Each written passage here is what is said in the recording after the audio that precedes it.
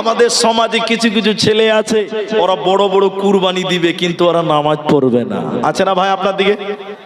জলসাতে 10,000 টাকা দান করবে কিন্তু ওরা নামাজ পড়ে না। এরকম লোক আপনাদের দিকে মনে হয় নাই? আল্লাহর নবী বলেছেন, আউয়ালু মা ইউহাসাবু বিহিল আবদ, কিয়ামতের দিন আল্লাহ সর্বপ্রথম মানুষকে জিজ্ঞাসা করবে তোমার নামাজ। সর্বপ্রথম নামাজের কথা জিজ্ঞাসা করবে। সর্বপ্রথম আল্লাহ বলবে তুমি নামাজের হিসাবটা দাও। এদিকে তাকান, তখন যদি বলেন আল্লাহ নামাজেরটা খানিক পরে দিব, বড় কুরবানি দিয়েছিলাম এইটা আগে লাও, চলবে গো? আল্লাহ নবী বলেছেন সর্বপ্রথম নামাজের কথা জিজ্ঞাসা হবে। তখন যদি আপনি বলেন আল্লাহ নামাজেরটা খানিক পরে দিব, আমি নামাজ পড়িনি কিন্তু আমি বড় কুরবানি দিয়েছিলাম, এইটার হিসাবটা আগে লাও, আল্লাহ সঙ্গে সঙ্গে বলবে তুমি জাহান্নামের কাতারে দাঁড়াও। যার নামাজ নাই তার কোনো ইবাদত করে কোনো লাভ